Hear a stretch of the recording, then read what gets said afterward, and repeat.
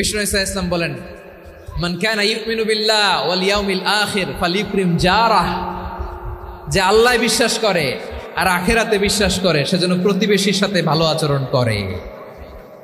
সুবহানাল্লাহ। কলিজা জুড়ায় যায় না আমার নবীর কথাগুলো শুনলে?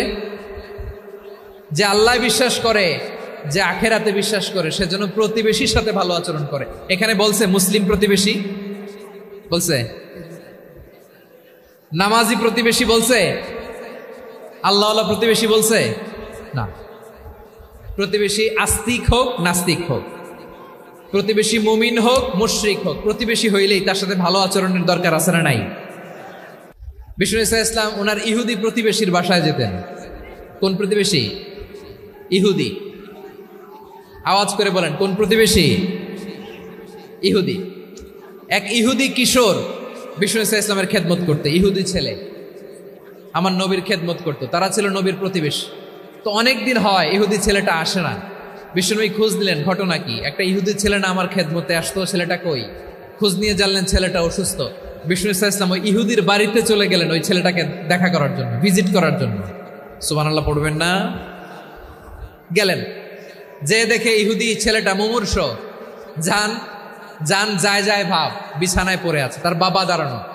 বিশ্বনবী তার মাথার পাশে বসলেন, মাথায় হাত বুলিয়ে দিলেন, আর ছেলেটাকে বললেন, আসলিম, হে ইহুদি ছেলে, আসলিম, ইসলাম ধর্ম গ্রহণ করো। তো ছোট্ট ছেলে ভাবে আমরা ইহুদি, এখন ইসলাম ধর্ম গ্রহণ করলে আব্বা যদি বকা দেয়। ফানাযারা ইলা ওয়াজহি আবি, ছেলেটা তার বাবার চেহারার দিকে তাকালো, দেখে আব্বা কি কয়। আব্বা যদি বলে তাইলে ইসলাম ধর্ম গ্রহণ করবে। ইহুদি ছেলেটা তার বাবার দিকে যখন তাকালো, ওর বাবা বলে, আতি আবুল কাসিম, আবুল কাসিম যা বলে তাই করো। আবুল কাসিম হচ্ছে বিষ্ণু ইসা ইসলামের একটা কুনিয়াত, উপনাম। আমার রাসূলের বড় ছেলের নাম ছিল কাসেম। যেমন দেখবেন আমাদের এলাকায় কারো বড় ছেলের নাম যদি হয় আব্দুল্লাহ, এরা আব্দুল্লাহর বাপ বলে ডাকে। কারো বড় মেয়ের নাম যদি হয় ফাতেমা, এরা কি ডাকে? ফাতেমার বাপ বলে না? তো বিষ্ণু ইসা ইসলামের বড় ছেলের নাম ছিল কাসেম। ইহুদি বাবা বলল, আতি আবুল কাসেম, আবুল কাসেম যা বলে তাই শোনো, মানে মোহাম্মদ যা বলে তাই শোনো। এই কথা শুনে ছেলে সাহস পাইছে। ছেলে আবার পড়তে আরম্ভ করলো, আশহাদু আল্লাহ ইলাহা ইল্লাল্লাহ ও আশহাদু আন্না মুহাম্মাদার রাসূলুল্লাহ, পড়েন আল্লাহু আকবার। বিশ্বনবীর আহ্বান শুনে ওই আহ্বানে সাড়া দিয়ে ইহুদি ছেলে শাহাদা পড়ে মুসলমান হয়ে গেল। তার হৃদয়টারে ঈমানের নূর দিয়ে আলোকিত করে দিল কে?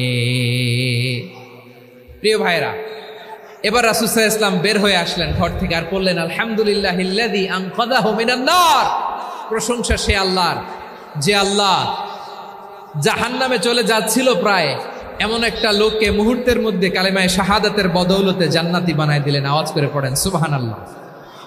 এই হাদিস থেকে আমরা কি শিখলাম? What is the moral of the story?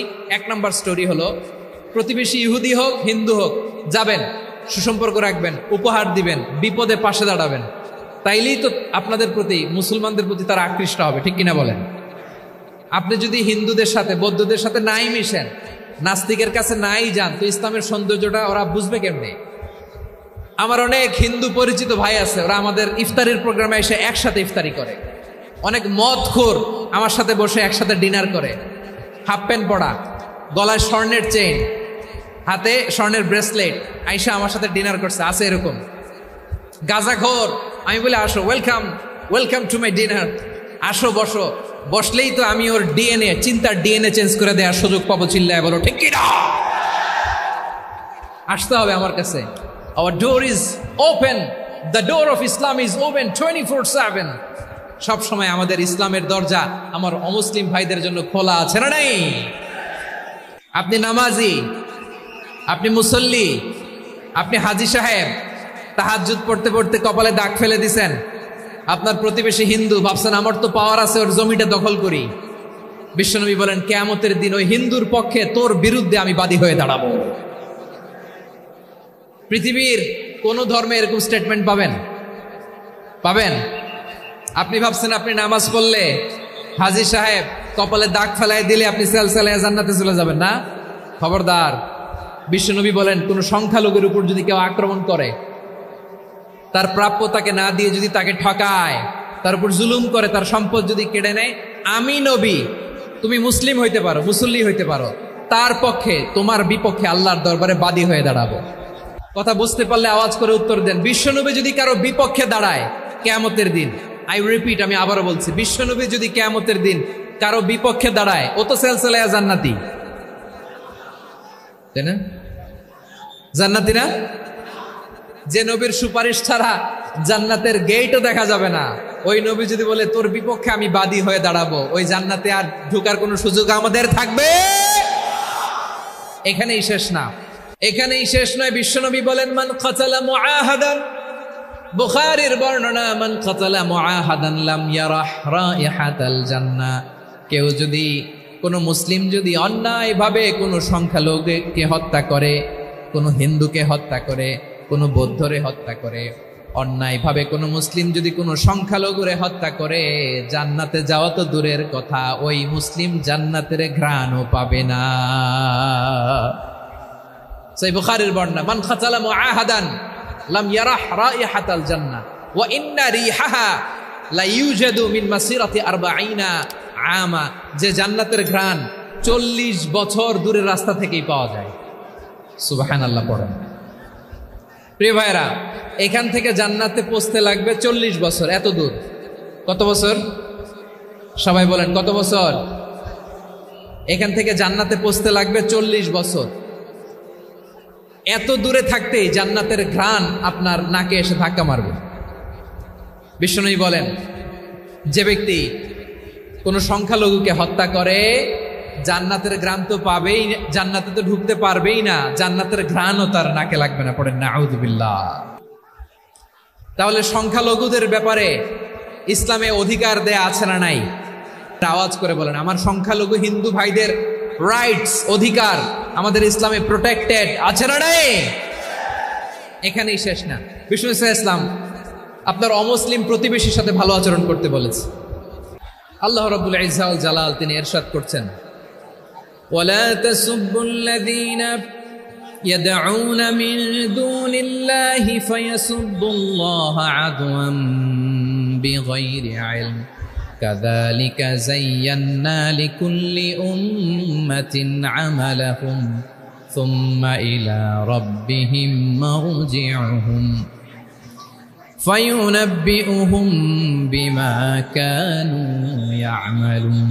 রব্বুল আলামিন বলেন, গোলাম, ও আমার ইমানদার বান্দারা, শোনো শোনো, ও আমার বিশ্বাসী বান্দারা, শোনো শোনো, লা তাসুবুল্লাযীনা ইয়াদউনা মিন দুনিল্লাহ ফায়াসুবুল্লাহা আদওয়ান বিগাইরি ইলম।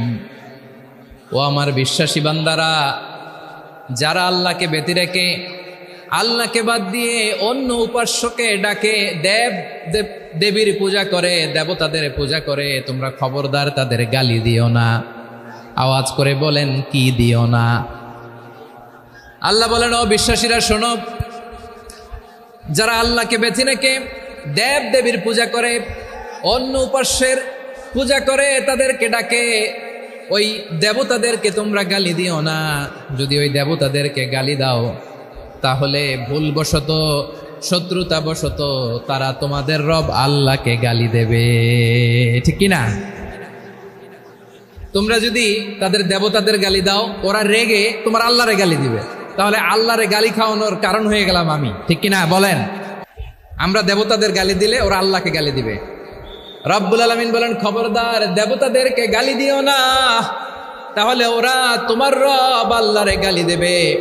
প্রতিটি জাতির জন্য তাদের কাজকে আমি আল্লাহ সুশোভিত করে রেখেছি, তারা সবাই একদিন আমার কাছেই ফিরে আসবে।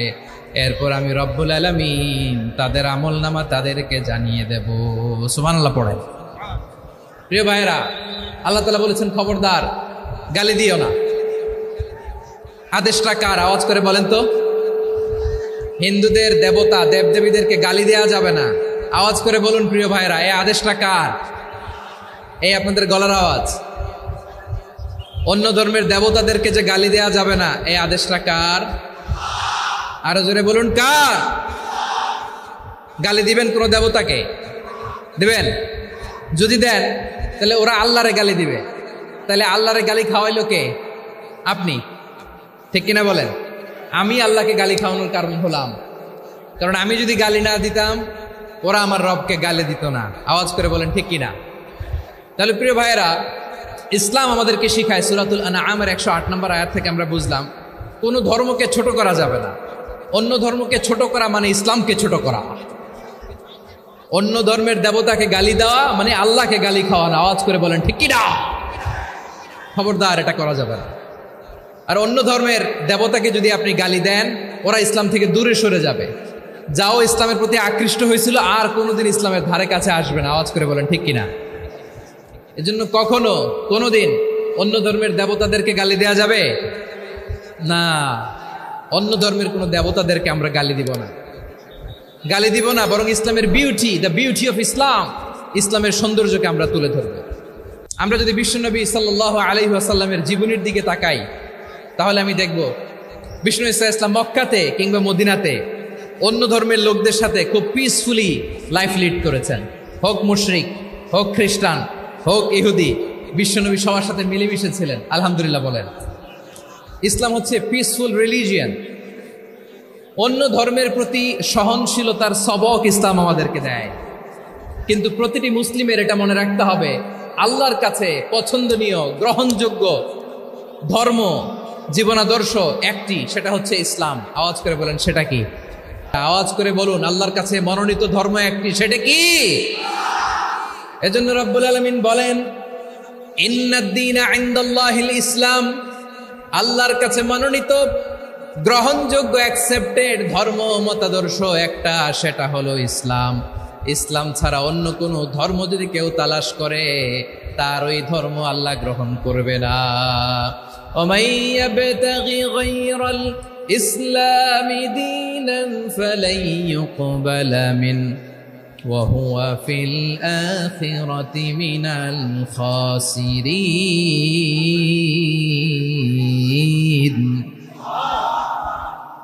Whoever seek anything except Islam, that won't be accepted from him, and he will be loser in the day of judgment. কিয়ামতের দিন ইসলাম ছাড়া কেউ যদি অন্য কোনো ধর্ম তালাশ করেছে দুনিয়াতে, তার এই মতাদর্শ গ্রহণ করা হবে না, and he will be loser. সে হবে লুজার, ক্ষতিগ্রস্ত, হাই হাই কোম্পানির ম্যানেজার। ওর আমও শেষ, সালাও শেষ। আওয়াজ করে বলেন ঠিক কি না? এজন্য ইসলাম পেয়ে আমরা খুশি না বেজার? প্রত্যেক নামাজ শেষে আমরা আল্লাহরে বলি, আল্লাহ রাদিতু বিল্লাহি রাব্বা ওয়া বিল ইসলামি দীনা ওয়া বি মুহাম্মাদিন নাবিয়ান ওয়া রাসূলা। ও আল্লাহ, তোমারে রব হিসেবে পেয়ে আমরা খুশি। ও আল্লাহ, ইসলামকে ধর্ম হিসেবে পেয়ে আমরা খুশি। বিশ্বনবীকে আমাদের রাসূল পেয়ে আমরা খুশি। ঠিক কিনা বলেন? ইসলাম ছাড়া অন্য কোনো ধর্ম আমরা গ্রহণ করব না। ঠিক কিনা বলেন? আল্লাহর কাছে অ্যাকসেপ্টেড রিলিজিয়ান একটা, সেটা ইসলাম। তো বিশ্বনবী সাল্লাল্লাহু আলাইহি ওয়াসাল্লাম মক্কাতে কিংবা মদিনাতে খুব পিসফুলি এক্সিস্ট করেছেন, যে কোনো ধর্মের সাথে মিলেমিশে চলেছেন। তার প্রমাণ আমরা যদি রাসূল সাল্লাল্লাহু আলাইহি ওয়াসাল্লামের বায়োগ্রাফির দিকে তাকাই, তাহলে দেখব তিনি মুশরিকদের সাথে পিস ট্রিটি করেছেন, শান্তি চুক্তি, পিস ট্রিটি, পিস এগ্রিমেন্ট। আপনারা হুদাইবিয়ার সন্ধির নাম শুনেছেন? আমার লালমনিরহাটের কলিজার টুকরা ভাইয়েরা, হুদাইবিয়ার সন্ধির নাম আপনারা শোনেন নাই? 6ষ্ঠ হিজরিতে বিষ্ণু ঈসা ইসলাম মুশরিকদের সাথে এই ট্রিটি করেছেন, চুক্তি। কাদের সাথে? মুশরিকদের সাথে। আমরা তো মুসলমান বসতে পারি না। আমরা দুই মুসলিম ভাই একসাথে বসে চা খেতে পারি না, গল্প করতে পারি না। বিষ্ণু ঈসা ইসলাম মুশরিকদের সাথে ট্রিটি করেছেন, হুদাইবিয়ার সন্ধি। এই সন্ধির আগে মক্কা থেকে কেউ মদিনায় যেতে পারে না, মদিনা থেকে কেউ মক্কায় যেতে পারে না। কিন্তু এই সন্ধির পরে ট্রাফিক স্বাভাবিক হয়ে গেল। মক্কার লোকেরা মদিনায় আসতে পারে, মদিনার লোকেরা মক্কায় আসতে পারে। এটাকে বলে সুলহে Hudaibiya, the peace agreement of Hudaibiya, শান্তি চুক্তি। আমরা পৃথিবীতে এখন অনেক শান্তি চুক্তির নাম শুনি, এগুলো সব the piece treaty of Hudaibiya থেকে কপি করা। আল্লাহু আকবার। তাহলে বিশ্বনবী সাল্লাল্লাহু আলাইহি সাল্লাম তিনি যে শান্তিপূর্ণ সহাবস্থানে বিশ্বাসী ছিলেন, মুসলমানেরা যে অন্য ধর্মের প্রতি সহনশীল, তার প্রমাণ হচ্ছে এই পিস ট্রিটি। বিষ্ণু ঈসা ইসলাম মদিনায় যেয়ে কি করলেন? মদিনায় যে বিষ্ণু ইসলাম মদিনা চার্টার করলেন, মদিনা সনদ, সাহিফাতুল মদিনা, এটার বলে মদিনা চার্টার। যে ওয়েস্টে, ইউরোপে, আমেরিকাতে তারা অনেক চার্টার করে, সব চার্টার মদিনা চার্টার থেকে কপি করা। আওয়াজ করে পড়েন সুবহানাল্লাহ। বিষ্ণু ইসলাম মদিনায় গেলেন, মদিনাতে মুসলিম, মুশরিক, ইয়াহুদি এই তিন ধর্মের লোক মিলে সব স্টেক হোল্ডার যারা আছে সবাইকে নিয়ে বিষ্ণু ইসলাম মদিনা চার্টার করলেন, মদিনা সনদ। পড়েন সুবহানাল্লাহ। শুধু তাই নয়, মক্কাতে বিশ্বনবী পিস এগ্রিমেন্ট করলেন, শান্তি চুক্তি মুশরিকদের সাথে। মদিনাতে যে বিশ্বনবী মদিনা চার্টার করলেন, মদিনা সনদ করলেন ইহুদিদের সাথে। আবার মদিনাতে বিশ্বনবী ইহুদিদের সাথে পিস ডায়ালগ করলেন, ইন্টারফেথ ডায়ালগ করলেন, আন্তধর্মীয় সংলাপ করলেন। যে সংলাপের মূল ভিত্তি ছিল তাওহীদ। মূল ভিত্তি ছিল কি? তাওহীদ। বিশ্বনবী ইহুদিদেরকে ডাকলেন, আহ্বান করলেন, কুল ইয়া আহলাল কিতাবি তাআলাউ ইলা কালিমাতিন সাওয়াইন বাইনানা ওয়া বাইনাকুম আল্লা না'বুদা ইল্লাল্লাহ ওয়ালা নুশরিকা বিহি শাইআন ওয়ালা ইয়াত্তাখিযা বা'দুনা বা'দান আরবাবাম মিন দুনিল্লাহ فإن تولوا فقولوا اشهدوا بأننا مسلمون। সুবহানাল্লাহ পড়েন। বিশ্বনবী মদিনার ইহুদিদের ডেকে বললেন, ও ইহুদিরা, শোনো শোনো, আসো এমন একটা আদর্শের প্রশ্নে আমরা একত্রিত হই যে আদর্শের প্রচার তোমাদের নবীরাও করেছে, আমিও করি। যে আদর্শের কথা তোমাদের পবিত্র ধর্মগ্রন্থগুলোতে আছে, আমার কোরআনেও আছে, সেটা হলো তাওহীদ। আমরা এক আল্লাহ ছাড়া কারো ইবাদত করব না, আল্লাহর সাথে কাউরে শরীক করব না, আল্লাহ ছাড়া কাউরে রব মানব না। পড়েন সুবহানাল্লাহ। মদিনাতে যে তিনি মদিনা চার্টার করলেন, মদিনা সনদ, পিস ডায়ালগ করলেন, শান্তির সংলাপ, ইন্টারফেথ ডায়ালগ করলেন, আন্তধর্মীয় সংলাপ, যার ভিত্তি ছিল তাওহীদ। সুবহানাল্লাহ পড়েন। তাহলে অন্য ধর্মের প্রতি সব সময় ইসলাম সহনশীল, টলারেন্স। যদি আপনি দেখতে চান ইসলামের নবী বিশ্ব নবীর দিকে তাকান, ঠিক কিনা বলেন? আমরা তো সংখ্যালঘুদের রাইটস প্রোটেক্ট করার জন্য কত আইন বানাই, কত বৈঠক করি, কত সংবাদ সম্মেলন করি। বিশ্বনবী সাল্লাল্লাহু আলাইহি ওয়াসাল্লাম সংখ্যালঘুদের রাইটসের ব্যাপারে, অধিকারের ব্যাপারে যে কথা বলেছেন, শুনলে আপনি অবাক হয়ে যাবেন।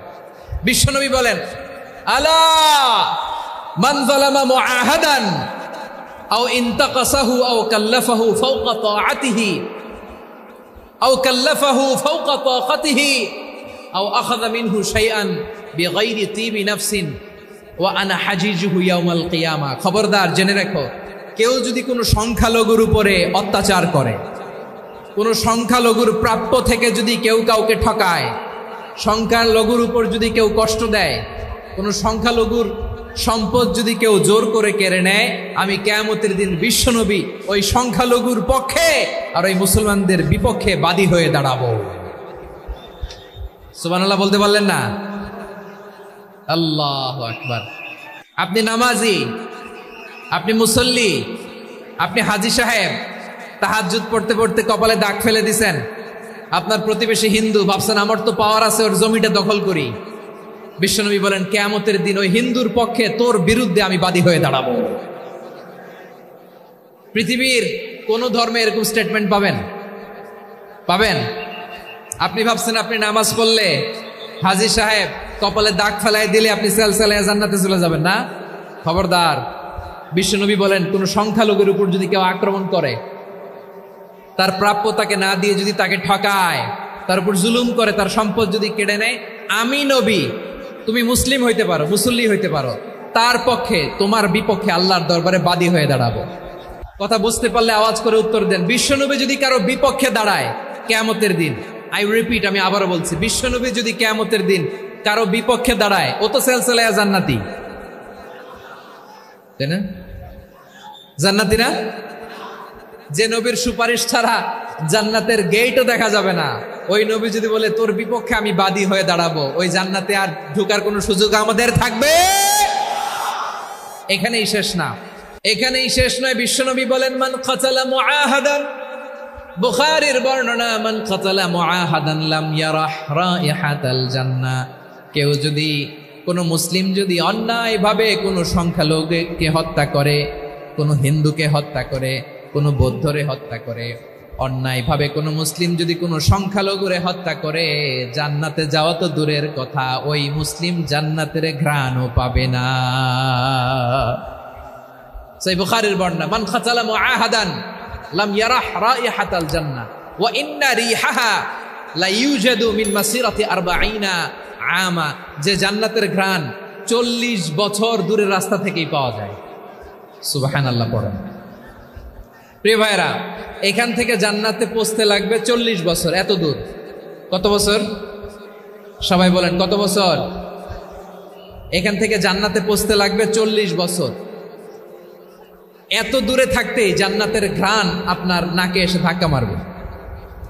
বিশ্বনবী বলেন, যে ব্যক্তি কোনো সংখ্যালঘুকে হত্যা করে, জান্নাতের ঘ্রাণ তো পাবেই, জান্নাতে তো ঢুকতে পারবেই না, জান্নাতের ঘ্রাণও তার নাকে লাগবে না। পড়েন নাউযুবিল্লাহ। তাহলে সংখ্যালঘুদের ব্যাপারে ইসলামে অধিকার দেয়া আছে না নাই? আওয়াজ করে বলেন, আমার সংখ্যালঘু হিন্দু ভাইদের রাইটস, অধিকার আমাদের ইসলামে প্রোটেক্টেড আছে না নাই? এখানেই শেষ না। বিষ্ণু ইসলাম আপনার অমুসলিম প্রতিবেশীর সাথে ভালো আচরণ করতে বলেছে। আমাদের হয় না, এটা মুসলিম পাড়া, ওটা বৌদ্ধ পাড়া, হয় না? অনেক সময় হয় না, এটা আমাদের মুসলিম পাড়া, ওইটা হিন্দু পাড়া, এরকম আছে না নাই? লালমনিরহাটে নাই না? আছে? হিন্দু যদি আপনার প্রতিবেশী হয় কি করবেন? ওরা কষ্ট দিবেন নাকি? কেন? ও তো হিন্দু, ও তো আমার আল্লাহরে ডাকে না, ওরা কষ্ট দিলে জায়েজ হবে না? খবরদার। বিষ্ণু ইসলাম বলেন, মান কানা ইউমিনু বিল্লাহ ওয়াল ইয়াউমিল আখির ফালিউকরিম জারাহ। যে আল্লাহ বিশ্বাস করে আর আখিরাতে বিশ্বাস করে, সেজন্য প্রতিবেশীর সাথে ভালো আচরণ করে। সুবহানাল্লাহ।